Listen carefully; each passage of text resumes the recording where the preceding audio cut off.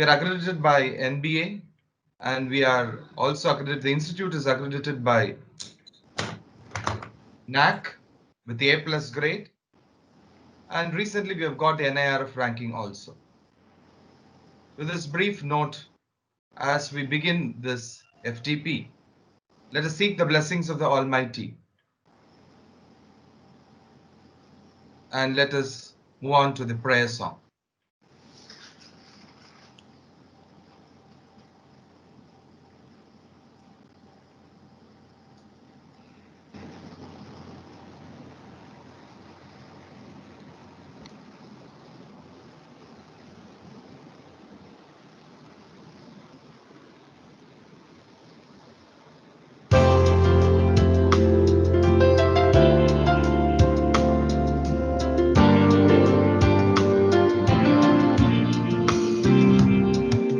Take and receive, O Lord, my liberty. Take all my will, my mind, my memory. Do thou direct and govern all and speak. Do what thou wilt, command and I obey.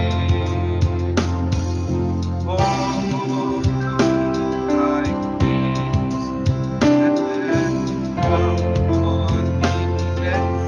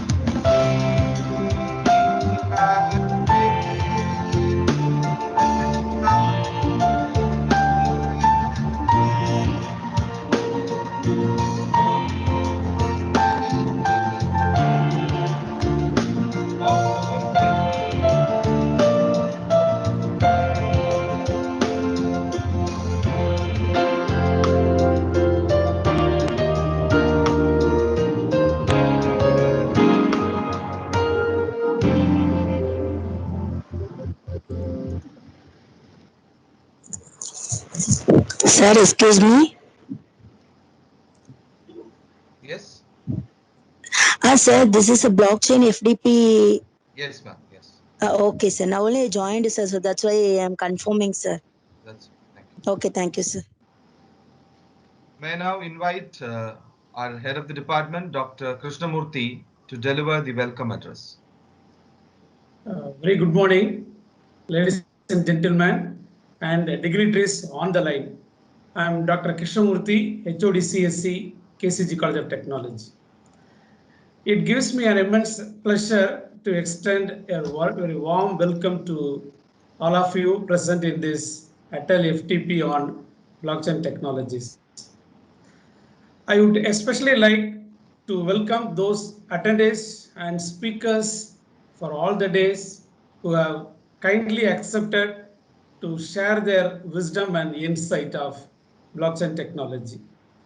On behalf of the management, principal, faculty, and entire student community, I would also like to welcome and express our gratitude to our esteemed today's speaker, Mr. Manish Chukla, blockchain consultant, Pune, who have accepted our invitation to present introduction and its components of blockchain.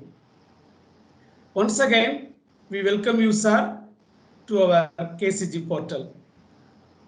Also, I welcome all the participants across our nation to get the block of knowledge in the chain of 5 days.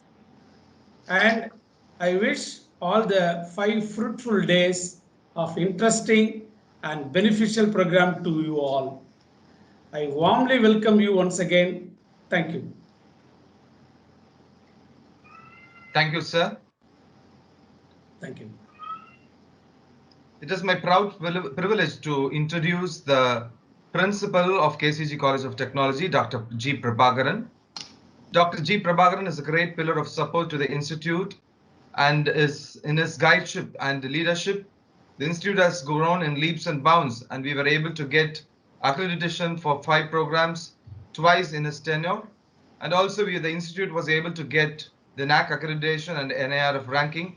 So we are very privileged to have a principal and an eminent scholar like Dr. G. Prabhakaran as a principal of KCG College of Technology.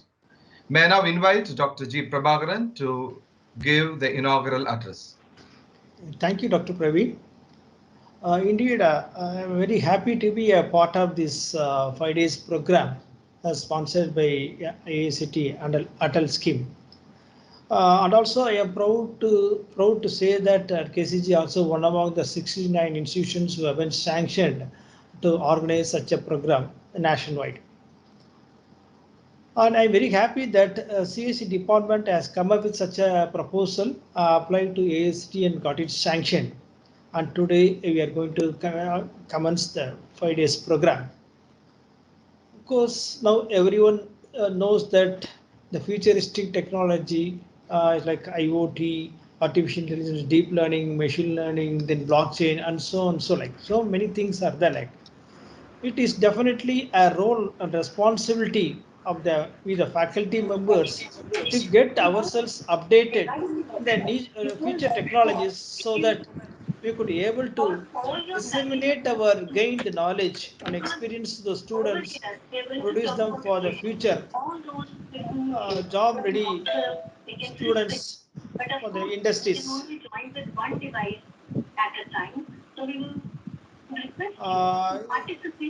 is of course blockchain technology. Any disturbance? Dr. A. Janani, kindly mute your mic. Okay, sir. Okay, so thank you, sir. And of course, the blockchain mainly deals with the bulk of records. Naturally, the transparency need to be maintained at the same time. The security also is very much essential, and the transaction of details, our travel data from one place to another place need to be associated with so many attributes, so that the every details about the transaction at any time will be transferred to others, and also security is maintained at all levels. Of course, this is all being dealt under the headings blockchain, and I am very sure that this program has been scheduled with jam-packed with eminent speakers which are into this field. And no doubt it will be definitely actually contentful workshop, seminar, whatever it is, and definitely lot amount of takeaways will be there by the participants. And also happy to note that more than 150 participants have shown interest and registered for this program. And with these brief words, I wish this program a grand success, and it will be a fruitful outcome. Should not be going to be an end. It should only be a beginning for many of you, so that you need to take a lead, work on it, progress towards your set objective. With these words, once again, wish this program a grand success. Thank you very much. Thank you. Thank you, sir, for those encouraging words. May I now request Dr. Dhanalakshmi, convener of this program, to give an overview of the faculty development program. Yes, sir. Good morning, all. The chosen topic of our FDP today is blockchain, which is the most important thrust area, which is showing the rapid development over the years, as we all know. And this is almost impacting almost all the industries. The need for the blockchain developers are increasing, and most of the companies, around 1/3 of the company, is adapting this blockchain technology. And we also know the latest announcements by the government. Prime Minister has announced its adoption over blockchain. The state government has announced the adoption over blockchain, and almost all the state governments have also shown the proof of concept implementation in various areas such as land registration, healthcare, digital identity, etc. And most of the companies have adapted this technology. And as of now, today we have got 69 online FDPs which are going to be inaugurated centrally by AICTE chairman and AICTE director. And among the 69 online FDPs, around 5 to 10 FDPs are in blockchain today. And so it is the most important thrust area has become the blockchain. And as we all know, blockchain is totally related with your security concepts, a distributed database, and it is going to be a digital record of transactions, a public electronic ledger designed mainly for the security purposes, where the individual records called as the blocks are linked together, and all these are timestamp working on the concepts of your distributed databases. So why this blockchain is important? Because of its important characteristics such as immutability, transparency, efficiency, traceability, and security, etc. And almost all the industries are impacted with this blockchain. And the most important industries that will be impacted are supply chain, finance, healthcare, retail, and government. And we have organized this FDP as both the technical sessions as well as the application sessions. And all the technical sessions will be helpful for the blockchain developers and as well as the research scholars, UG, PG students, all the research scholars, faculty, those who are willing to support their research proposals.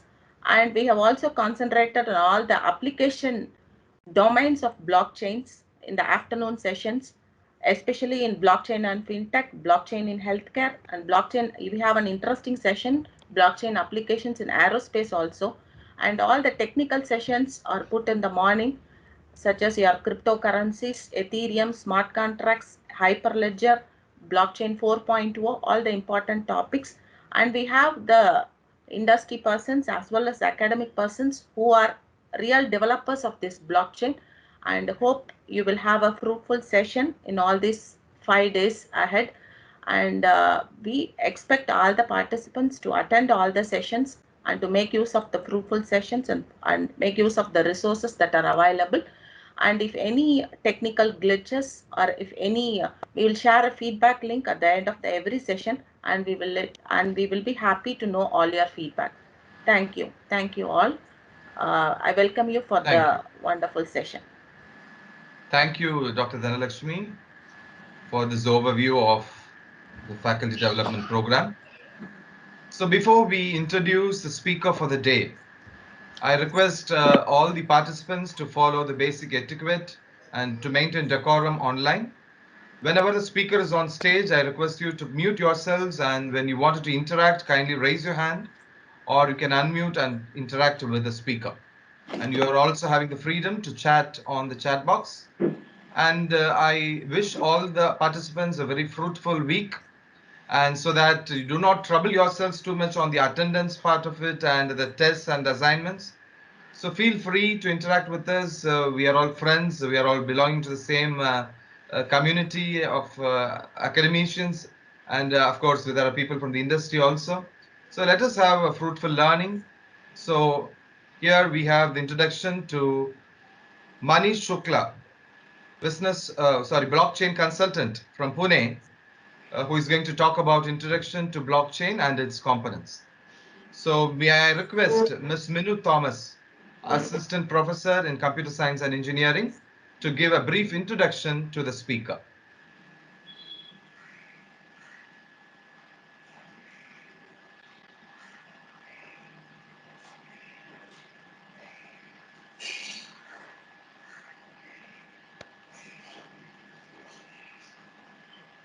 Ms. Minu Thomas?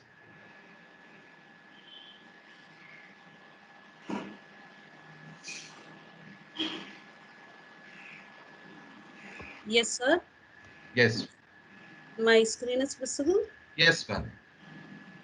Your screen is, yeah, it's visible now. Yes. Good morning, all. Let me take immense pleasure in welcoming the guest of the session one, Mr. Manish Shukla, blockchain consultant, Pune. The session one is going to be introduction and its components.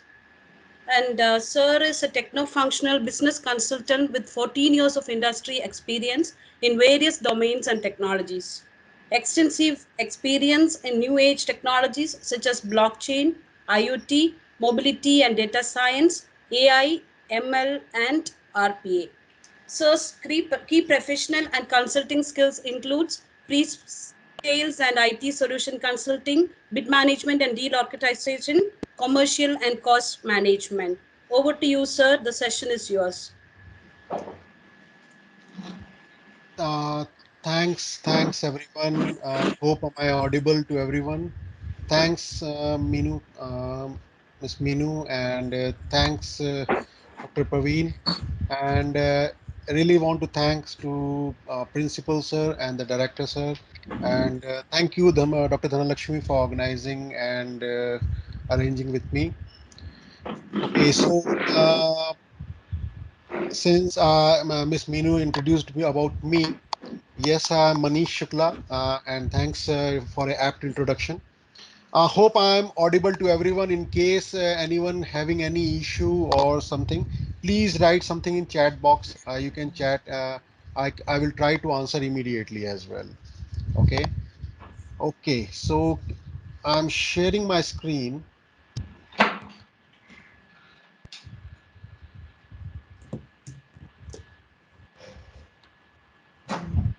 So please let me know, everyone, if you all are able to see my screen.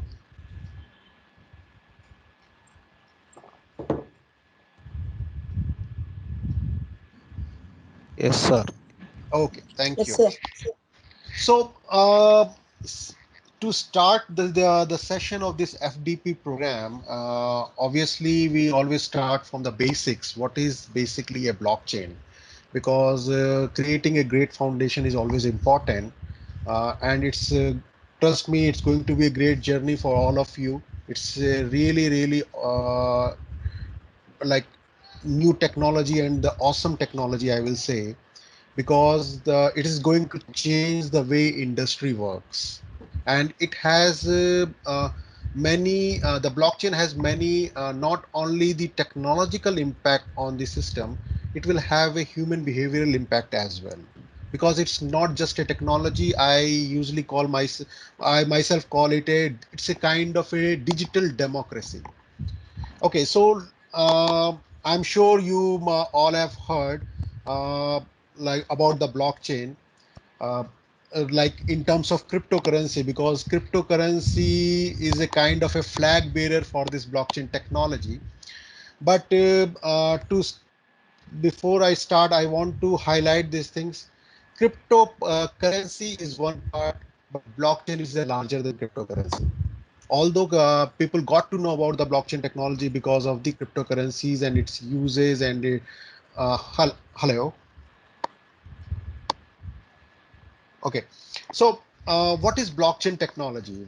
First of all, if we start with the introduction, basic introduction, what happens, like in industry, in a traditional way, we organization and the application usually work on the either traditional centralized database system, or a distributed, I will say, a decentralized database system. But there is a challenges with our current traditional system, because if you are using the centralized database system, your and I'm assuming that you are well versed in these area about this IIT technical jargons regarding the centralized database system and the decentralized. So the centralized, you can understand your data is stored at one place, if at one server. If anything happened to that server, imagine the scenario, if anything happened to that one server, your whole system will be compromised. And similar the problem with the decentralized as well, the same issue. Even in the decentralized, although the servers are there, are number of n number of servers, but the problem is that it plays in the kind of a master and slave kind of role. However, in 2008, when we still don't know this person, Mr. Satoshi Nakamoto, there is one person or it's a group of some people, we still don't know, published the white paper on the cryptocurrency, basically on Bitcoin. And his objective was to introduce a digital currency in this world, because he wanted to I'm starting from the basics, basically how the blockchain came into the existence actually. So this came in the existence with this Mr. Satoshi Nakamoto. Let's assume he's a person. This Mr. Satoshi Nakamoto dreamt about that, why we need to involve third-party systems such as banks, central banks, in our currency exchange transactions. If I am sending money from India to some in South Africa area, there no has to be any third-party involvement. But there is a huge challenge about that. He created the digital currency, which is known as a Bitcoin. We all know about that Bitcoin. But the problem is that we believe in our traditional currency. The reason behind is like, so we believe in rupees, we believe in dollars, we believe in euro and pound. The reason behind is that that is controlled and governed by some central banking authority, such as in India, it's governed by RBI. Similarly, in US, dollars are controlled and governed by their federal institutions. Now the thing is that since we Satoshi Nakamoto came up with the concept of a digital currency, that the his original concept was the currency has to be utilized between two peoples. What is the use of third person in between them? If I am paying someone some bitcoins, I should get that kind of right to pay him directly. Why I need to pay some portion of amount to some third party who is getting involved in between? So second, he wanted to reach to a lowest level of the world, the most like to the poor countries as well, so they can be benefited out of it. He wanted to remove a kind of monopoly of a different kind of a currencies which exist in the market. That I will request every one of you that please go to the Google, download about the Satoshi Nakamoto white paper, and at least read that white paper once. There is a huge like it will help you in your research. It will help you in your understanding about the blockchain. And now what happened? But how he but the biggest question was, this world, actually this whole world is suffering with the trust deficit, I will say. The biggest deficit in this world is a trust. We all are human, we all are dealing, we all are doing businesses, but the biggest problem is that there is a lack of trust across each other, whether it's an organization trusting on employees, employees trusting on organization, one organization trusting on another organization, because there is a lot of likely of the frauds and different kind of malpractices usually happen across the world. So if Satoshi Nakamoto when came up with this concept of developing the Bitcoin, so the first question was, why I will buy this Bitcoin or why I will use this Bitcoin? Because ultimately it's controlled digitally. What is the basic technology behind it which makes it more independent and transparent? And what is the basic reason behind it, why the Bitcoin is cannot be fraud? There is not chances of fraud is very less in the Bitcoin. So in order to satisfy the need of that to create the trust between the people, Satoshi Nakamoto then come up with a distributed ledger technology.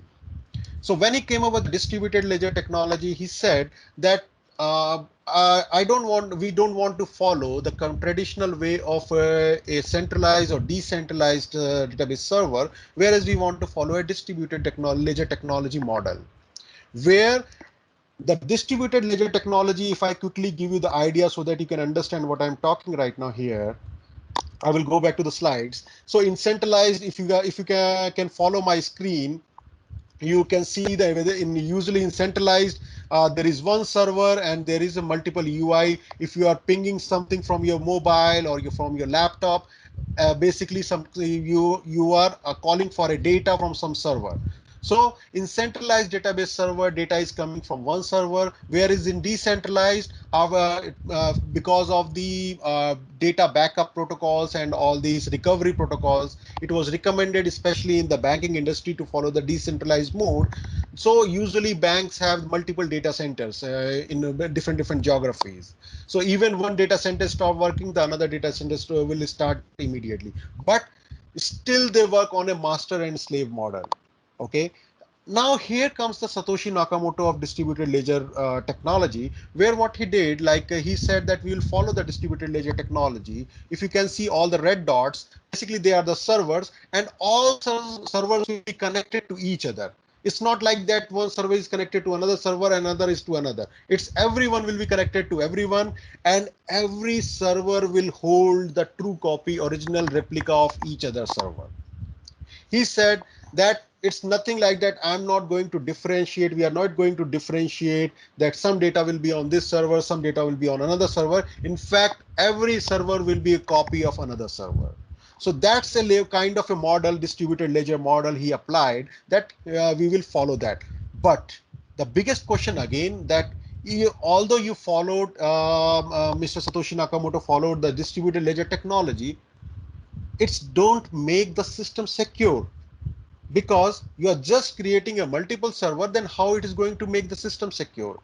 Then Satoshi Nakamoto again imagine the way that the only way to create a trust of a people in the system, if we have to make the system democratized, because we all know, we always believe on democratic system rather than a dictatorship. We all understand, because we have a better belief system over the democratized way, where the every person has a say in the system.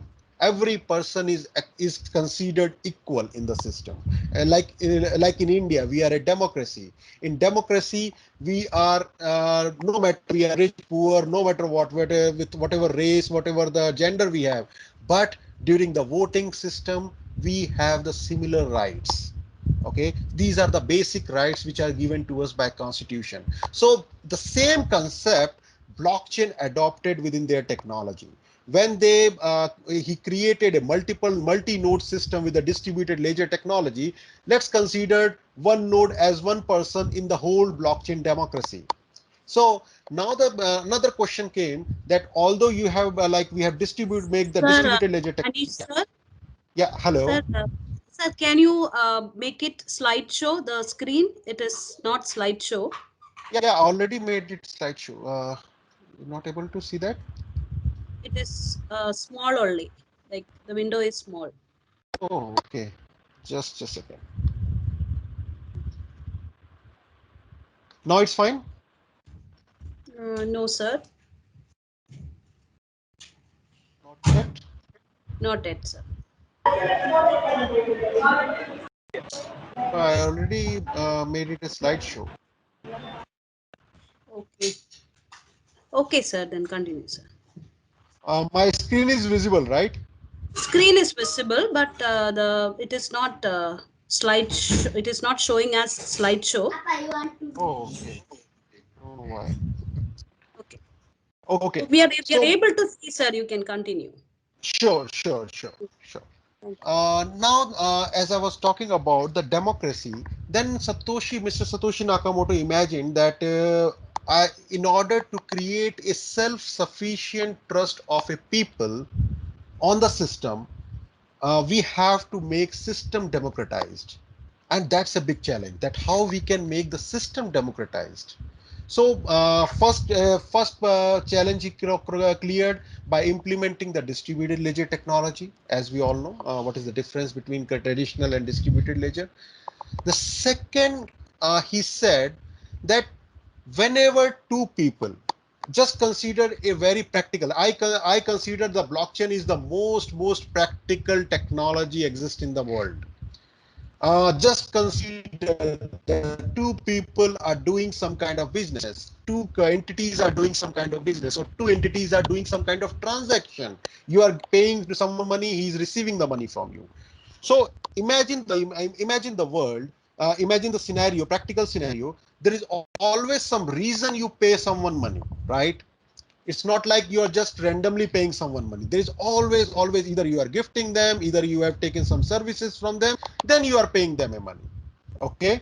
Now what happened? Blockchain considered that technology, that system, that I have to implement the contract. Basically, when you do deal with the two, when two entities deal with each other, how we make sure that we will stay to our words. If you remember, like if two companies are working together, or one person is working with another company, or vice versa, whatever the way, we always jot down all the terms and conditions and get it notarized in terms of agreement and contract, right? So he imagined the same scenario, and but instead of notarization and legal document, what he said, we will implement the smart contract on the system. What are the smart contract? Smart contract is nothing but a programming language. Your all terms and conditions are written in the form of programming language and deployed over the nodes, all these distributed ledger nodes. So when the smart contract is deployed, then your nodes will behave according to the smart contract. Okay, so your nodes will behave. So in the moment next time you will try to do some transaction over the blockchain network, the system, the whole ecosystem, blockchain ecosystem, will try to behave the kind of terms and conditions in the form of smart contract which is deployed over the nodes. That's another a good point. Like if we deploy the smart contract and we restrict nodes to work like that, obviously it is making system more secure. But the another third challenge came after that. What if there is some kind of some nodes gets compromised? Some nodes out of, for example, there are 10 server or 10 nodes, and out of 10, some 4 or 5 nodes got compromised. Then again, your system is not self-resilient or self-reliant. So people might not trust because of the several thought process that the systems can be compromised if someone hacked the nodes and servers, or what if some servers stop working.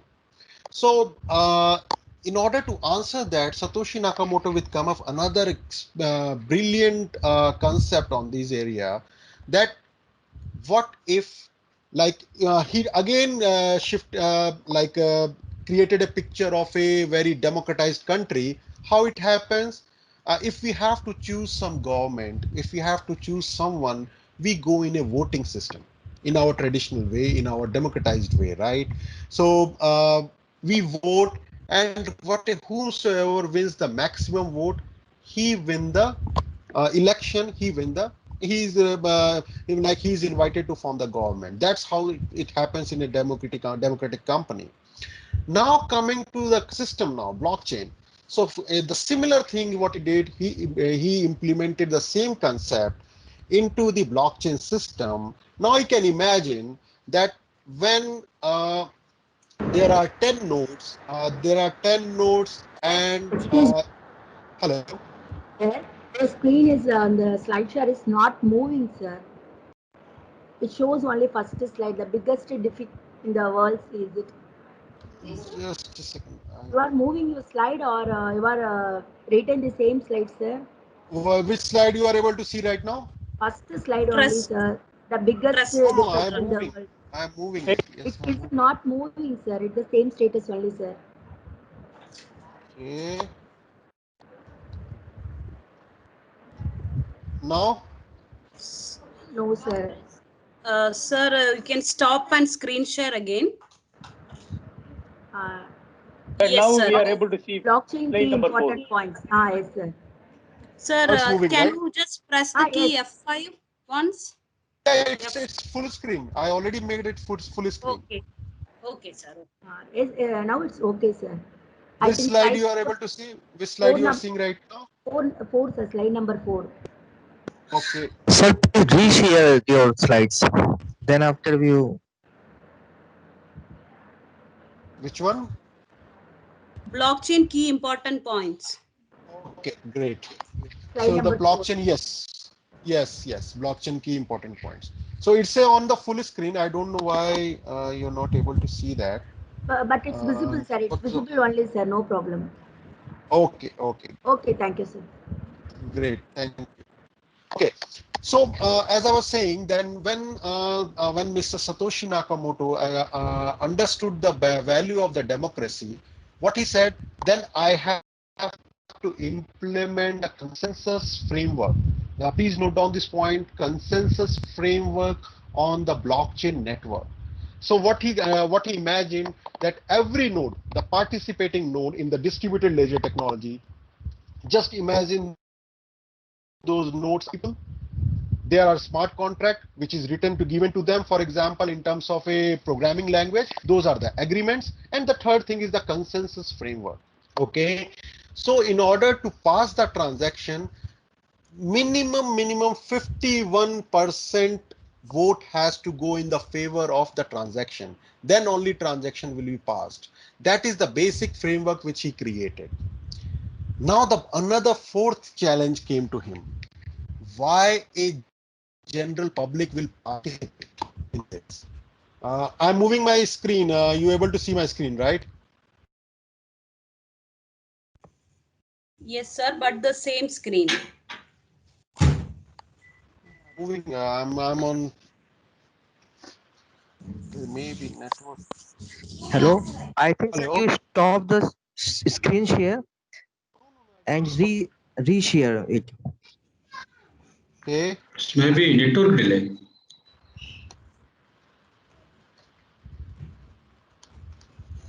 Let me stop my video and then share. Just a second.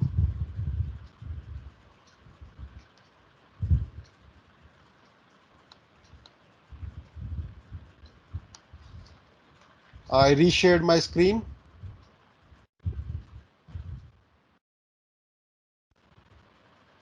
Now Blockchain key important points. Slide number 4. you're still on there. I already changed my slide. Well, what I will do, Dhanalakshmi, I will send you these some slides to you as well, so you can circulate whatever I'm explaining right now. Okay? Yes, sir, sure. Yeah. So welcome to Corona world is something keeps on happening. Yeah. Okay. So what I was saying, just listen to my words. It's always better if you can see those things on the screen, but just try to focus on my words, what I'm saying. So what happened? Then Satoshi Nakamoto said that I have to make the system more democratized. So he implemented the consensus framework so that every node which are a part of blockchain network should be able to participate in a voting kind of consensus kind of stuff in order to pass some kind of transaction. The fourth point, he came up with the concept of miner. He said why people will be motivated to be participate in this blockchain network or the blockchain ecosystem in order to increase the nodes, because he said no organization or no one has to develop or create their own nodes. So what he said, people has to participate. Basically what I'm saying, that even you all can participate as a part of blockchain network. So what he said, that you can make your system, computer, desktop as a part of node of an overall blockchain based system. Okay, so you can download the blockchain node application on your laptop and your system will be part of the blockchain ecosystem. But why you will do that, why you will share your space of your laptop as a part of blockchain network? So he created the concept of miner. So the miner basically is like whenever someone try to do the transaction, for example, A wants to pay one Bitcoin to B. So the moment he initiated the transaction, initiated a transaction on the blockchain network. So first thing, a transaction initiated, then that transaction will start circulating in the pool of not picked, like it's a not picked. There is a pool in the blockchain network that this transaction will wait till the time some server, some node will pick that transaction for the value for to validate those transactions. So how this happen? Uh, like there is a concept of miner, because for let's assume there is a 10 nodes. So that transaction is moving around all those 10 nodes, but only one node will first pick that transaction. And there is a concept of proof of work protocol, which usually the blockchain follow. How it happens?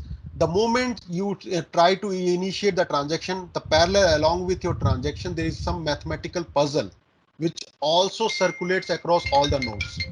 So it also circulates across all the nodes. And once it who whatever node solves that mathematical puzzle first, they got a chance to become the miner to pick the transaction. And the moment that node pick the transaction, then it first validate the transaction based on the smart contract deployed over those nodes. Then it circulate along with its signature on all the nodes, and then rest of the 9 nodes participate in giving the validation, whether the validation given by the node is right or wrong. Then based on the election, or based on the uh, voting process, finally the transaction got completed. Okay, so that's how a kind of introduction, a very small introduction about the blockchain network. uh, I want to share a few things for your understanding. You able to see my screen still? You're not able to see my screen, Dhanalakshmi? Hello? It is Yes, in the yes. blockchain key important points, sir. Only there. Yeah. Okay.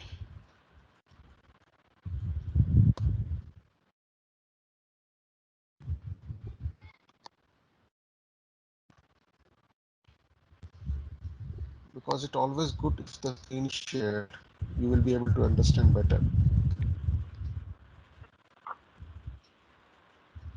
It's better that the organizers can share the slides if they can.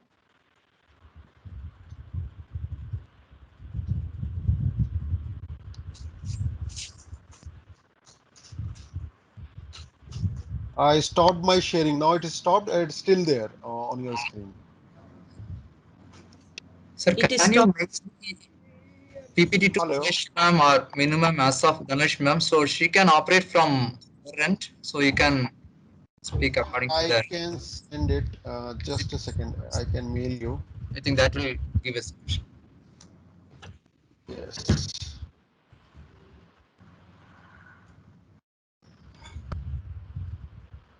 Just a second. I am sending you the.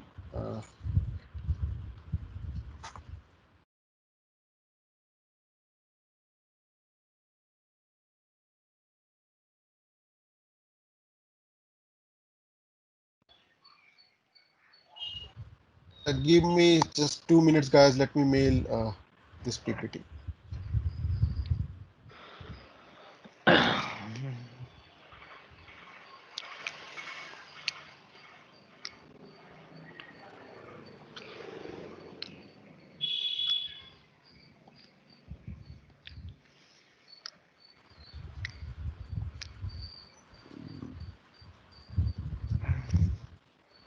So shall I mail on the same where from where uh, the the invite came to me? Uh, yes, sir, you can.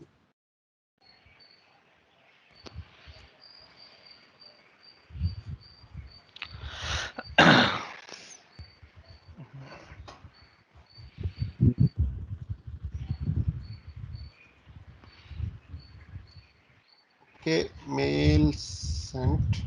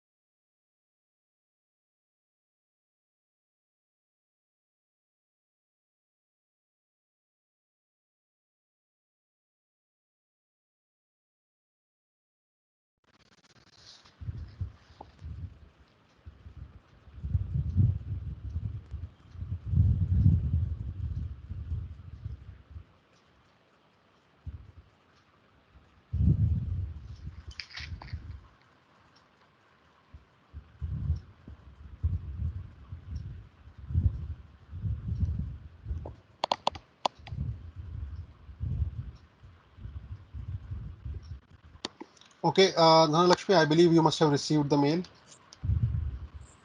Or in fact, everyone I have sent to reply to all.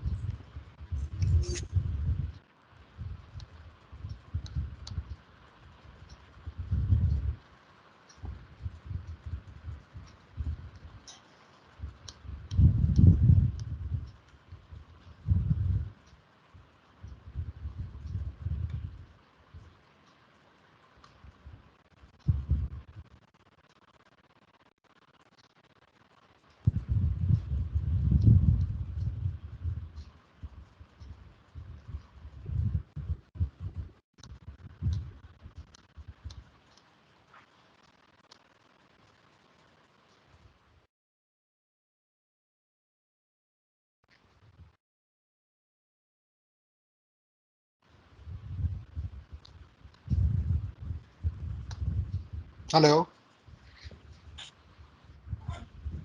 Yes, sir. Yeah, I have shared the mail. My screen is visible. Again, I have tried to share again. No, sir. No. Yes, sir.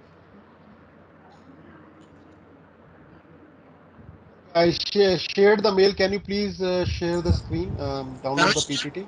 Yes, Dhanush, sir. Yes, sir. I am trying. I'll share now. Yeah. okay, Yeah. okay. Yeah. In fact, I have also received. Since you are trying, I am not doing that. Okay.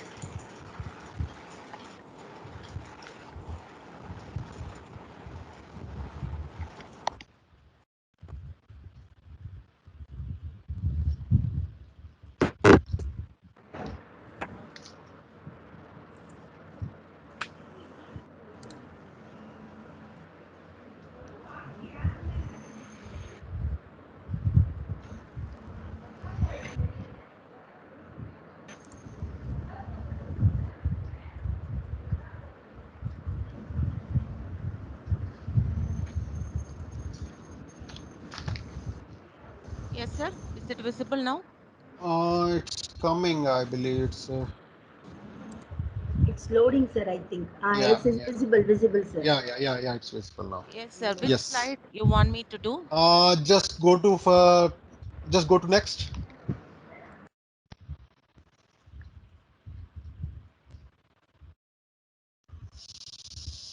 Yeah.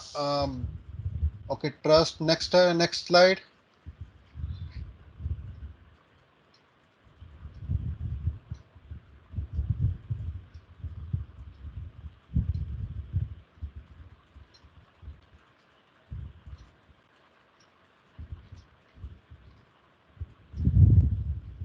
Okay. Please go to slide number. Basically 9.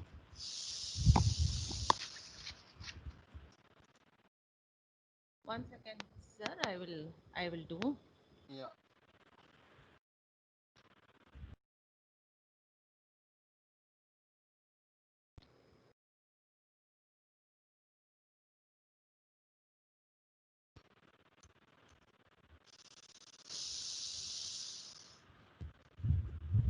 Yeah, slide number 9.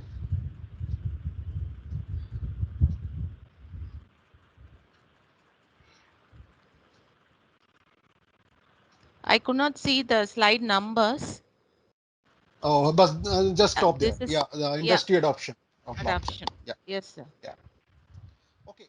So if you all can see the screen, so if you understood what I explained to you all, that this Mr. Satoshi Nakamoto really thought about the all the aspect to making this system which is completely self-reliant and where people can trust and which cannot be immutable, which cannot be altered and which cannot be changed by anyone.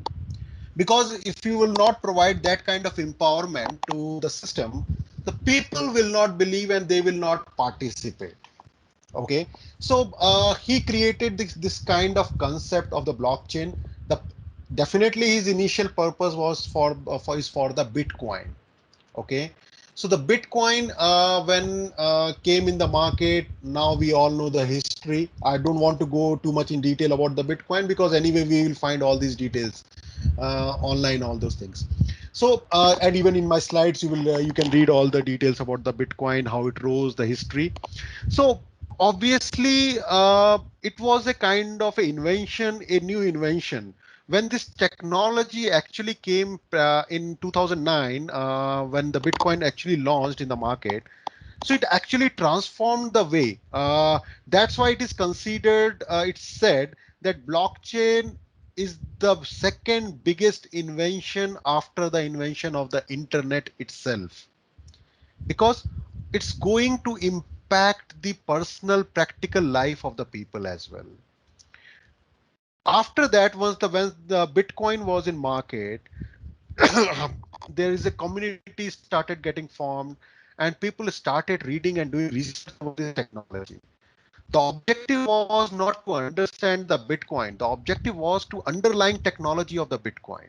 How this technology can be used in other areas of this industry, whether it's a banking, a BFSI industry, whether it's a government industry, insurance, FMCG, travel and transportation, any industry, because these kind of systems has n number, there is unlimited use cases which can be implemented in various industries and which will make the industry processes more efficient, self-reliant, and ultimately it will decrease the operational cost for the industries as well and remove the fraud.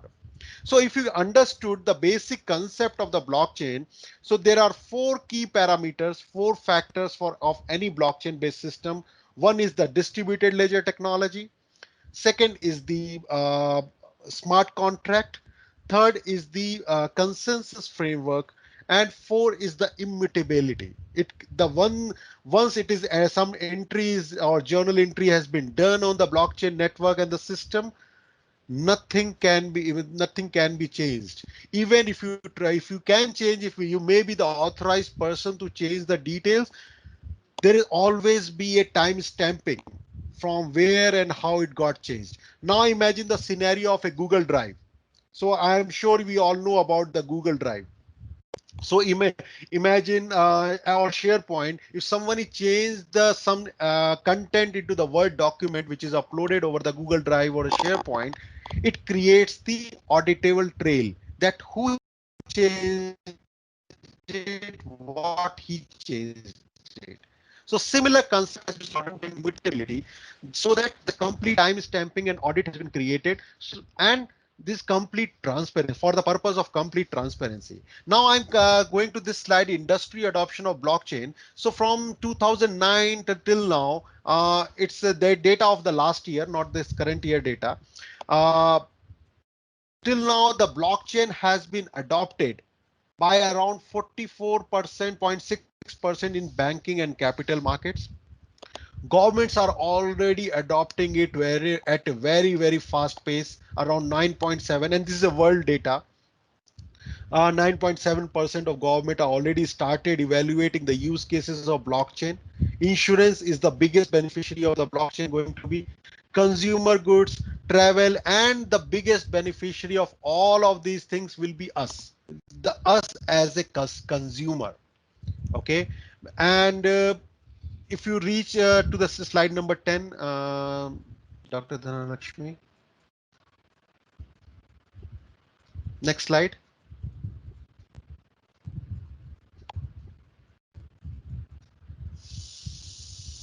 Hello. Yeah. No, no, back. There is a map. Blockchain adoption across the globe.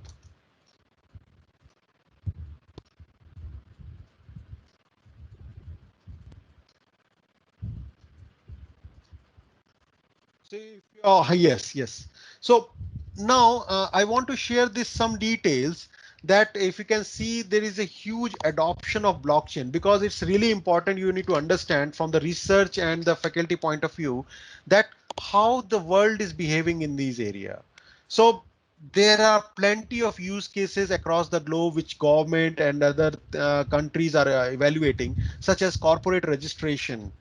There are systems are getting created over a blockchain based system for the corporate registration. Land registration is one of the biggest use case. Even in India, one of the first mover was Andhra Pradesh.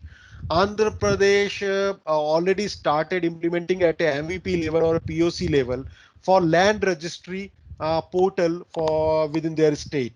And even Haryana government and West Bengal government, and as well as I believe there is one more state government, they are already started evaluating. I'm not saying that's already implemented, but they already started evaluating to implement the blockchain based land registry portal. So now you can imagine the it's now in our life. It's actually going to impact our life, because one of the most fraud prone area is the land registration in India especially. So what they want to do, they want to create the complete audit trail of every land and upload over a blockchain based system so that it's clear and completely transparent to everyone. So tomorrow, if you are buying some land, at least you are clear whose this land belongs to, from what is the hereditary, what is the complete tree of this land. So you will tomorrow you will be able to get everything detail on online as well. Okay, and that data, for the best thing about that data is that that will be immutable. Only it can be changed after the authorized processes only. Okay, entitlement management, distribution of grants are going over a blockchain. There are many countries are already started evaluating identity management such as our Aadhaar card. That quite possible very soon is the complete Aadhaar details, and Aadhaar will be linked with the blockchain based system in order to create a better transparency and better security for the Aadhaar. And digital currency payments. So in India, by the way, guys, cryptocurrency is illegal. Uh, like it's get illegal around 3-4 years back. So it's still illegal in India. However, cryptocurrency is around couple of months back. There is a article from the Reserve Bank of India that they are evaluating the use of cryptocurrency in India. So it means very soon it might be legalized in India as well. The purpose they made it illegal because there was a chances, and it might be a true, that cryptocurrencies are getting used by the terrorist organization or some banned organization, which they should not be using it. Okay, in order to, for the funding of the organization and everything. So now it's banned in India. However, it's completely legal in USA, European region, Singapore, and other countries. Okay, China also have legalized, but China only use their proprietary country based cryptocurrency. They have their own. Okay, and however, as we all discussing about the blockchain is basically underlying technology of cryptocurrency. Cryptocurrency runs over the blockchain based technology. Governance model, sooner you will realize that's going over a blockchain based system. Our healthcare. So imagine, I'm just giving you some use cases so that when you do research, and to every researcher, I will request you along with the blockchain technology, just don't research over a technology. Research, choose any industry, any specific area, and the implementation of blockchain in that particular area. It always will helpful because it's a huge use cases, and especially in a governmental organization, it's going to change a lot. And imagine if our RTI process is over blockchain technology, the getting the RTI will be very easy for the end user and end consumer as well. But right now it's too difficult and too complex. Okay, so voting, even in current corona times, the USA is already evaluating the use of blockchain technology for use of voting over a blockchain based systems in America. Even one county in America conducted a local vote election over a blockchain based system. So you can understand people, companies, organization, governments, they all are already started evaluating blockchain as a technology in various use cases. Okay, so now the more the blockchain is getting evolved, there is a if you go to okay, so uh, just to quickly give you the forecasting how the economy and how the blockchain ecosystem is shaping. So it's assume, if you can go to slide number 8, Dhanalakshmi, in the parallel. So there is a blockchain tipping point that by 2023 it's been said that quite possible your tax will be collected by government over a blockchain based system, blockchain based portal. So quite possible your taxation system is over the blockchain based system in order to create better transparency. By 2025 it is said that economy or will go like a sharing economy will be going over to peer-to-peer economy maturity. By 2026 blockchain is going to be the key base for any smart city. So smart city will be full operational because you don't want to what is smart city? Ultimately in smart city, the one of the major participate of any smart city or any industry is the IoT, Internet of Things. And it's been said, I will not go in detail about the IoT right now because it will become a bit confusing. But just to give you idea, Internet of Things are the area where any things, any devices which are connected to internet and how it is getting operated, that is the area of Internet of Things. So there is a Deloitte research by 2025, there will be around 250 billion devices which will be connected to internet. So now you can understand if the 250 billion devices are connected to internet, how much data they will generate, the data they will kind of generate, and imagine how much they will be prone to security, because even some devices are getting hacked. If some smart city that devices are getting hacked in a smart city, that someone will control the whole city. So obviously you need a layer of security kind of a blockchain. If that IoT, that platform, that system is controlled with the help of blockchain based technologies. So you are basically adding another layer of security over on top of it. You can be rest assured. Okay. By 2027, it is said that 10% of the world's GDP will be on blockchain technology. So, and it's a huge, the world's 10% GDP is huge, will be on blockchain technology. So you can understand where we are going. These are the numbers from researching like prestigious research groups which are already started evaluating on these areas. Okay. um, Dhanalakshmi, if you can go to slide number 11 please. Yeah, types of blockchain.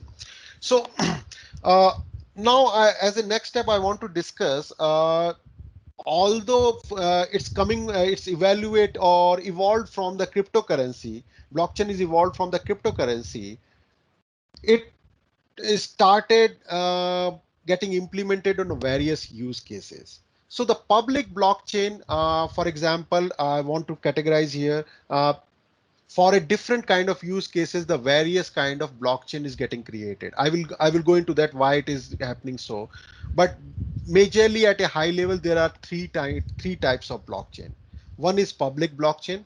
The key examples of public blockchains are Bitcoin, Ethereum. I'm sure you must have heard about this uh, blockchain and network as well, Ethereum. And Ethereum is personally my favorite. Why?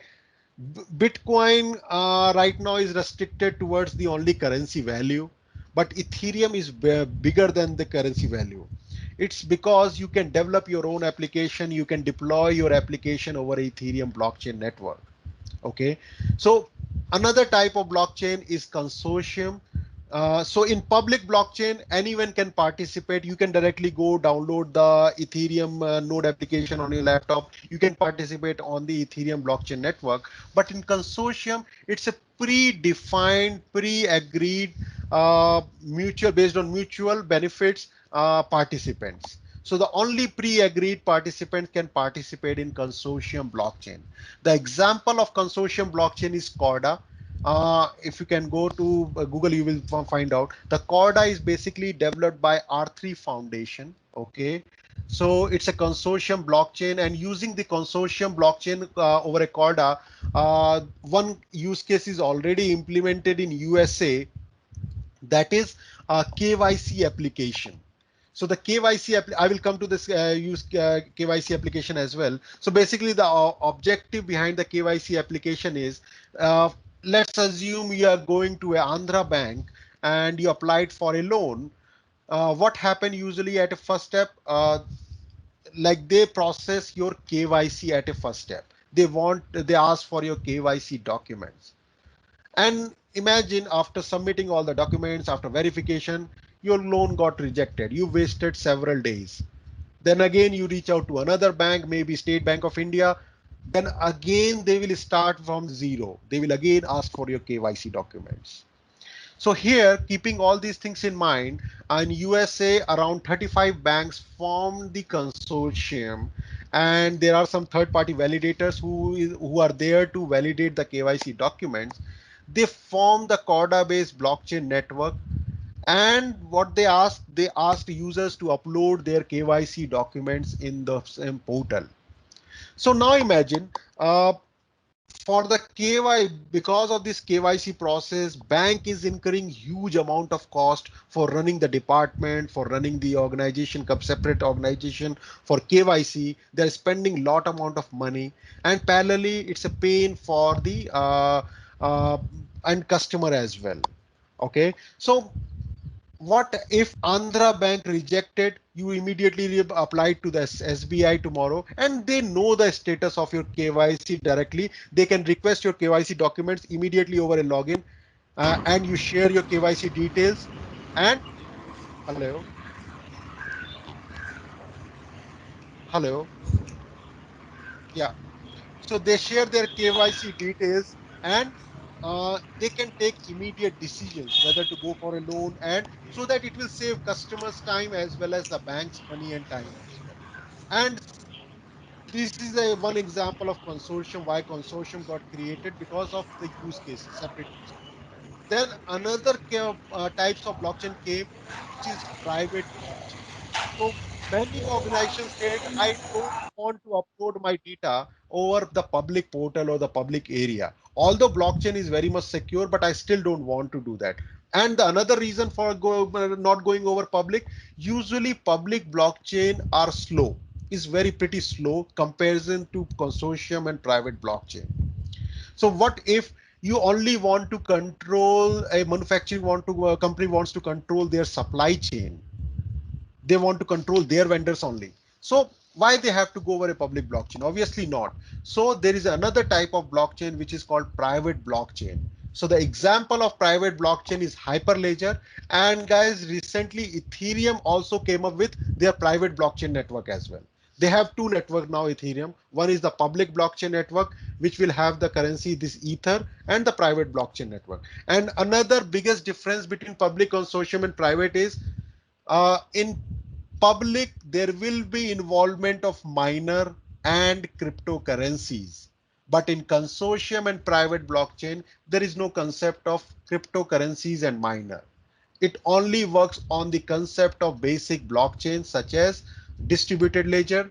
Whenever you implement either consortium or private blockchain, you based on the use cases, usually blockchain architect identify the infra, that how many nodes needs to be deployed, how many everything needs to be deployed, and consensus framework and smart contract.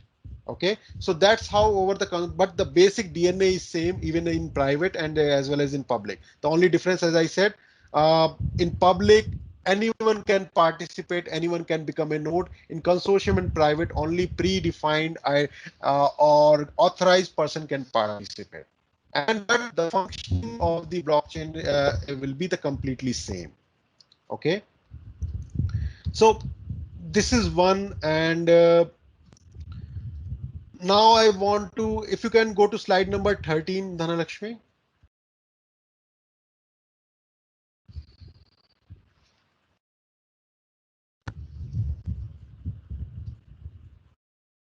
Hello. Yeah, slide number 13. Yeah.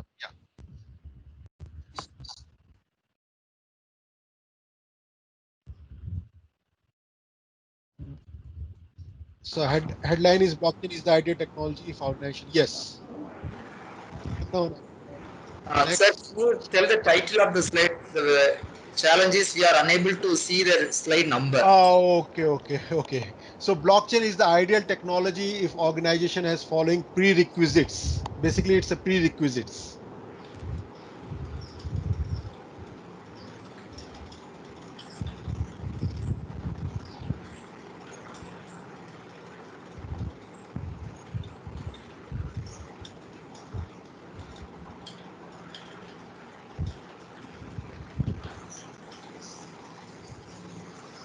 So just after another slide, whatever slide which is showing right now, types of blockchain.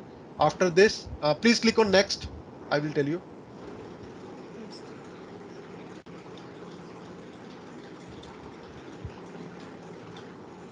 No, no, you gone. This is slide number basically.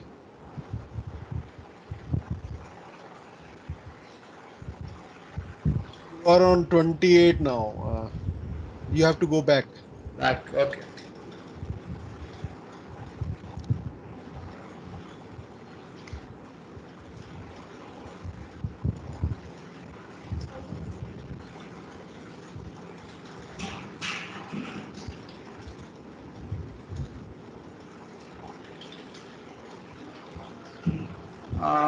Dhanalakshmi ma'am, can you operate from your end? I think here it's, yeah, it's getting time to.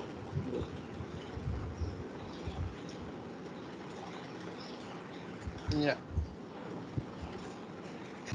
Sir, you Okay. mentioned Anyway, blockchain yes. ecosystem. Yeah. Prerequisites. Prerequisites. I Prerequisite. want to tell. Yeah. Yeah.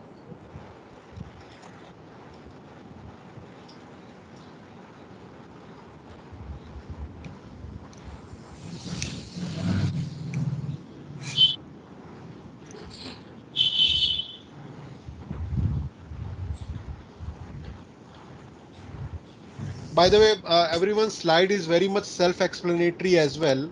So after this session, try to read about at least these slides, the basic slides.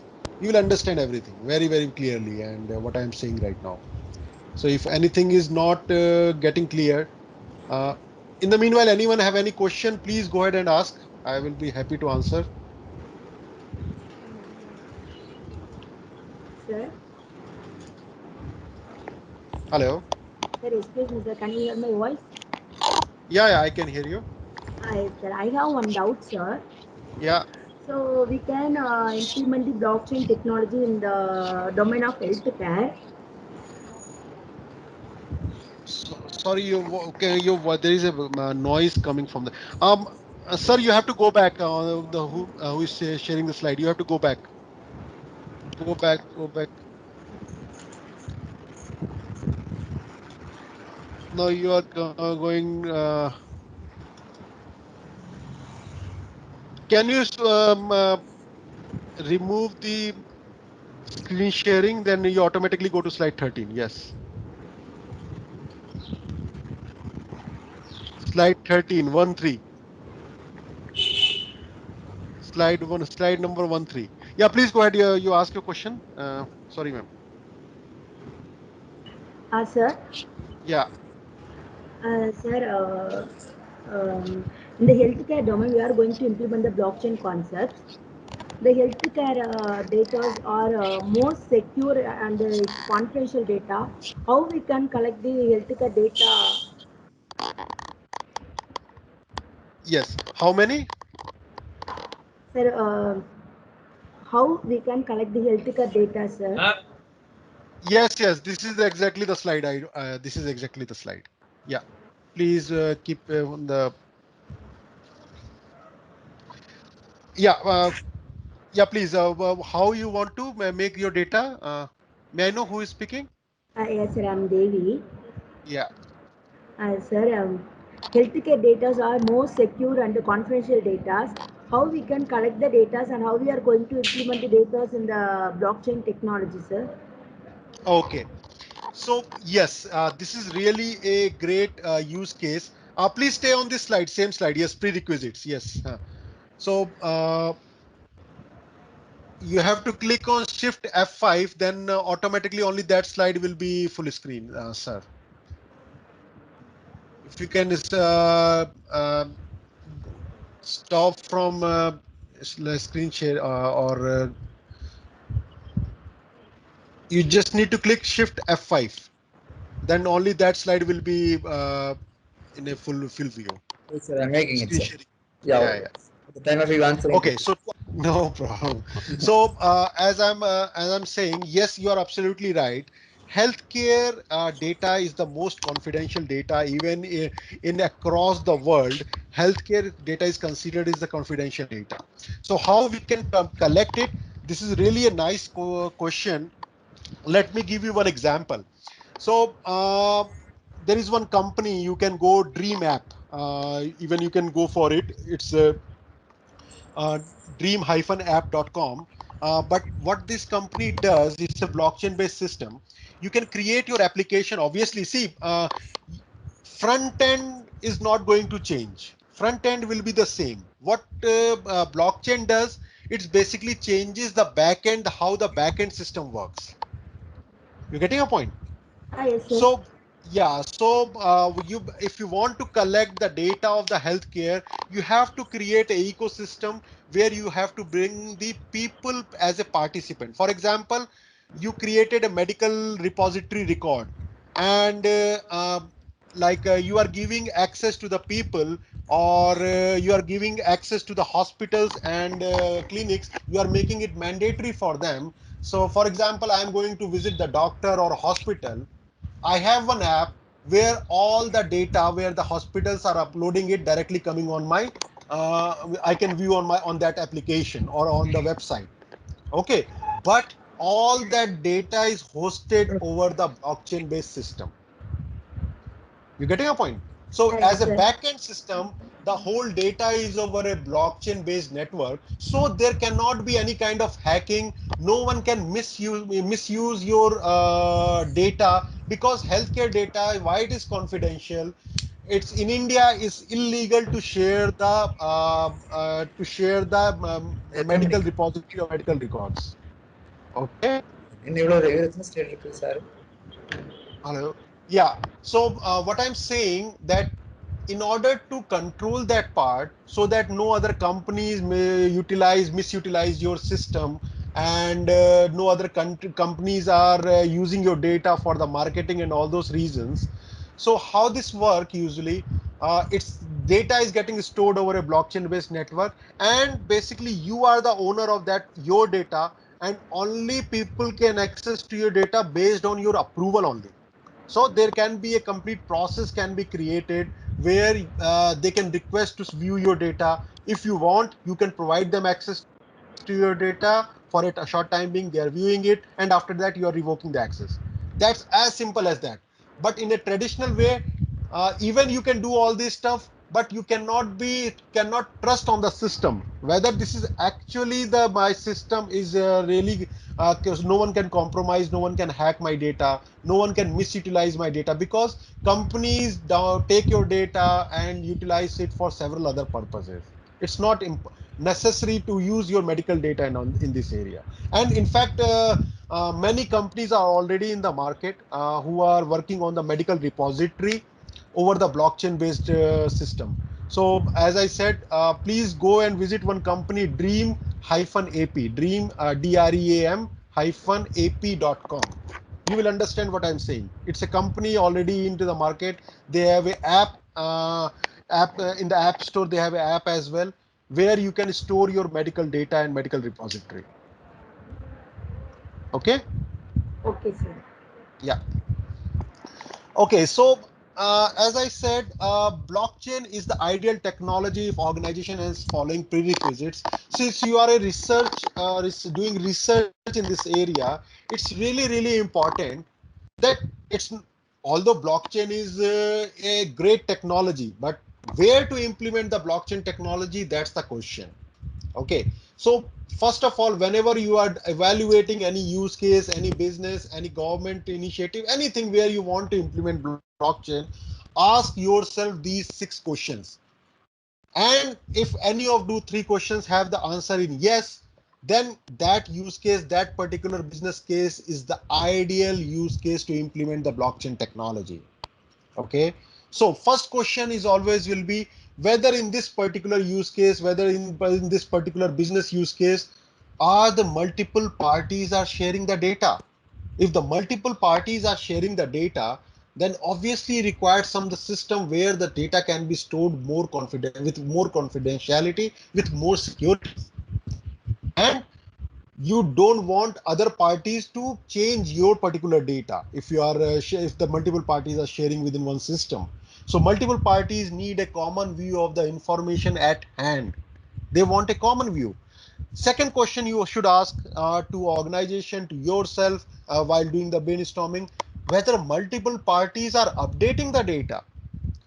If multiple participants take action that change the data which needs to be recorded, because for example, someone other actions, your actions are dependent upon someone other actions. For example, if he will provide some document, then only you will take the next steps. If that kind of, or he will provide some information approval, then you will take the next steps. Okay, so if ask yourself, is my action is one my someone actions is dependent upon another action, then it has to be transparent, it has to be very clear. For example, in banking structure, uh, if you have some collateral, maybe your fixed deposit or something, and you have taken a loan against that fixed deposit, so the moment you close your loan, your fixed deposit has to be released.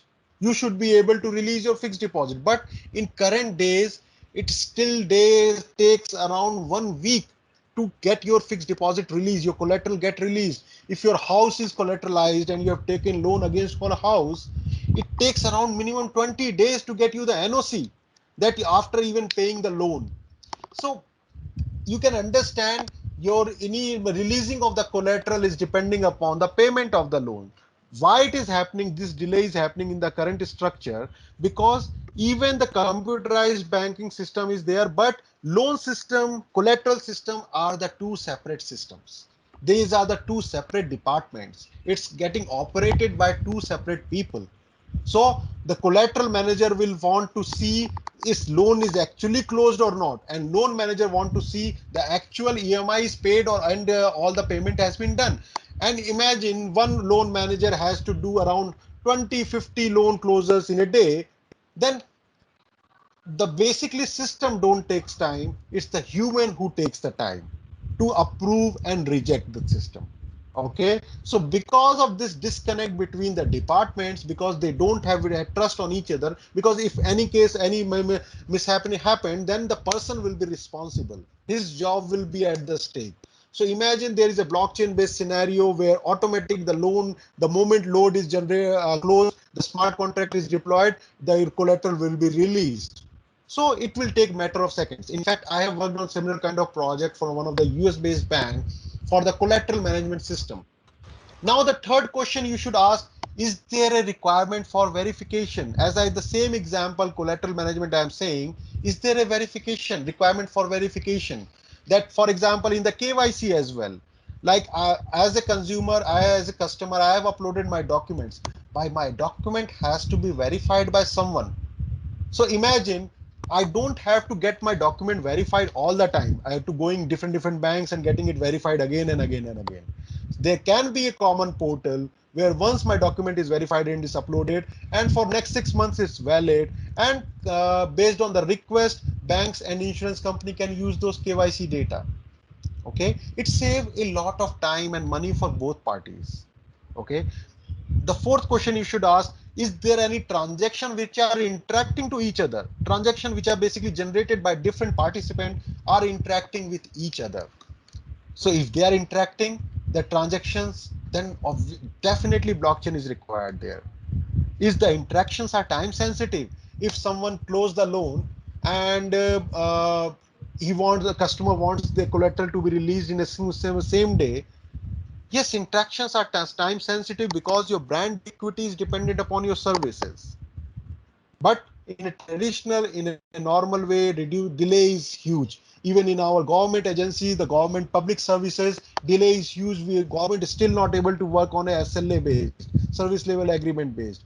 But if the block systems are blockchain based, our government official has to work according to the SLA, because the complete system will verify, provide the information and force them to work in time.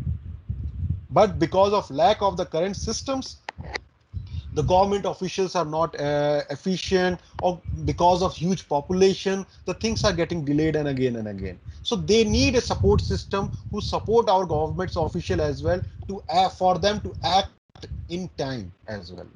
And blockchain is definitely one of the biggest answer for them. Is there it's the last question you should ask, intermediaries and complexity? Is the removal of dependency on intermediaries can reduce cost and complexity? For example, we are working in a world where the brokers and the intermediaries, third parties are involved. But problem is that in various industry, they creates the complexity.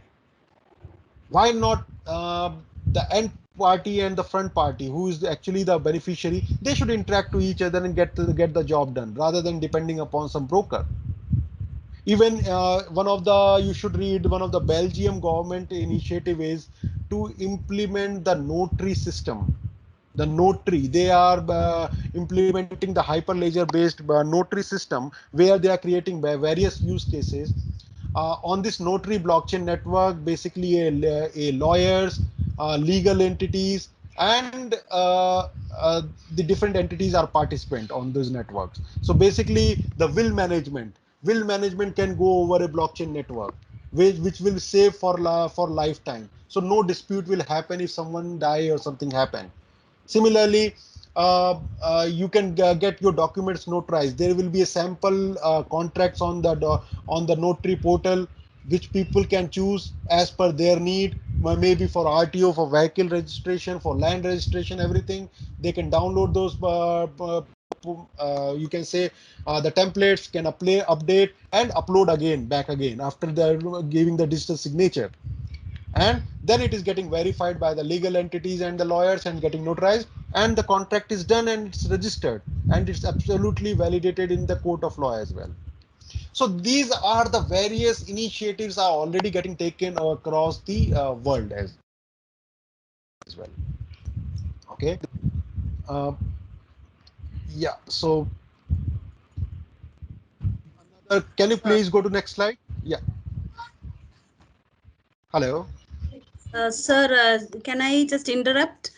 Yeah, sure, Minu. Minu here. Sir, I we have know an you have a inaugural. session.